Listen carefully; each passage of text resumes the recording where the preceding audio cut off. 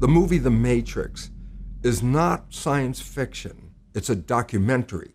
People inside the movie The Matrix have no idea that they're living inside a computer program, because all five senses coming from the plug seem just so real. So real that they cannot even suspect that they're being controlled. What is the Matrix? Control. The Matrix is a computer-generated dream world, built to keep us under control in order to change a human being into this. No. The story in this film is actually very much like the world we live in, living in the illusion of being free, but in reality, being controlled to have no choice but to rely on the system. We're living in a world where we can make our own decision under a free democratic system. Or are we? Are we really making choices with our free will? Most people are not free from time, space, and money. Not many people can just take an absence from their job tomorrow just because they don't feel like working. They cannot choose how to spend their own time, where they want to be, against a fixed schedule. Obviously, they don't have enough money to quit the job as well. It is the world that has been pulled over your eyes to blind you from the truth. What truth? That you are a slave, Neo. The history of mankind can be described as one word: fighting for freedom. Yet the majority of people are still far from being free. They're doing the unwanted things because they're tied to their jobs, social standards, and monthly bills. The invisible slavery system still exists even today. How deep does the rabbit hole go? The real reason slavery was abolished was that releasing the slaves was much cheaper than maintaining the slavery system. As society got industrialized, the masters who were on top of the pyramid needed not just physical manpower, but also knowledge-based laborers. It was not efficient to teach the slaves all the technical skills while breeding and feeding them at the same time. But most importantly, the masters realized that slaves brought much better outcomes in a more efficient manner when they were forced to compete with one another, while being deluded with the idea that they're free. Some people say that the current school system is designed to raise smart but blinded servants, smart enough to accomplish tasks given by society, but ignorant of the most important things. The school system will never teach you about money. The school system was designed to teach you to be an employee or a doctor or a lawyer, but never about money. Our generation has only experienced slavery or war in the textbook. Thus, many of us take freedom for granted. However, freedom is not free at all. The form of control has changed in an invisible way, but crowd control is still taking place in this very world of ours. How are we being controlled?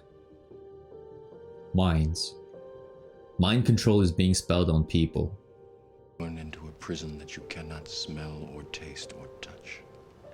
A prison for your mind. Few people on top of the hierarchical pyramid are giving us the illusion of being free, but they're actually programming us through education and media to make us work for them against our will. They're dictating what to like or dislike, forcing us to think inside a very limited box, and moving us in a specific direction. This mind control touches the invisible subconscious area so that you won't even notice you're being controlled.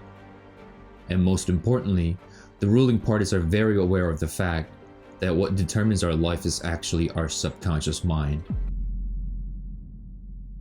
According to the neuroscientist Dr. Joe Dispenza, we only live about 5% of our life through a conscious mind. The rest of 95% are subconscious habits and perceptions that drive our behaviors. Try to really think about it. How much of what you've done today was done consciously? From the moment you got up in the morning, brushing your teeth, going to the work the same way, coming back home, lying down in bed watching YouTube. Not many people think about the location of their teeth, the number of piston movement while brushing teeth. The same goes for driving. We often find ourselves turning the handle unconsciously as the road ahead curves. This kind of unconscious action is not limited to brushing teeth or driving, but also applied when we work or when we make important decisions as well. Because the way you think is also a subconscious habit. The real reason we go back to the old versions of ourselves every time we try to work out or study something is not that you lack motivation. Actually, it has nothing to do with your motivation. It's because our subconscious mind is running a different program. I want to watch Netflix. I'll do it tomorrow. I'm never going to make it. The program that resists your conscious thought. 5% of the conscious mind can never beat 95% of the subconscious mind. And knowing this fact, the ruling parties have planted many devices that influence our unconscious behaviors. News, drama, movie, parents and friends, and stuff we learn from school. Literally, everything around us is programming us. The Matrix is everywhere. The news is one of the most powerful controlling methods. Mainstream news does not depict the world as it is. It doesn't mean that they're lying. However, it is enough to make you think in a certain direction, or to have a distorted view just by cutting out specific parts or not showing important information that really matters. Their back pockets, and they own all the big media companies, so they control just about all of the news and information you get to hear. You're telling you what to believe, what to think, and what to buy. The table is tilted, folks. The game is rigged, and nobody seems to notice. Nobody seems to care. Is media one of the most dangerous things we put in our brain? Oh my God. I mean, if you're watching television, don't watch anything that you don't want to experience, because you're programming yourself for a specific outcome. So let's really think about the news we watch. Full of negativity. And this is a perfect structure to make us have a victim mentality. I am like this because of the country, because of my family, because of men or women. Blaming others or the environment is an act that weakens the individual's power. The moment we think we've been victimized, it puts the message in our brain. The reason why I'm like this is because of an external event, and I have no control over the outcome. In this way of thinking, the cause of the problem is always found from outside, not inside. However, the moment we think from the outside or give our power to the outside, the inner power gets weaker. And the weaker it gets, the more dependent we become to the system. Waiting for certain political parties or politicians to save the world, or only dreaming of winning the lottery. Of course, you won't even think about developing yourself, because you'll think, the world is so absurd and unfair, why even bother trying, right? However, making you find the problems and the answers from the outside is exactly what the ruling parties want you to do. We have to realize that this is a scheme to make us more dependent on the system by offering solutions to the problems that they have created. And this is extremely dangerous to our democracy. This is extremely dangerous to our democracy. This is extremely dangerous to our democracy. This is extremely dangerous to our democracy. Another controlling tool is competition. The idea that there are a limited amount of resources and only the winners take it all have been planted in our minds from the very early stage of our life. However, the truth is, competition is the greatest invention that the ruling parties have created. What would the people with authority have to do when the laborers compete with each other? Nothing. Nothing at all. They just have to sit back and watch us putting an enormous amount of energy, lowering the cost of labor, only to get a happy meal with a few toys.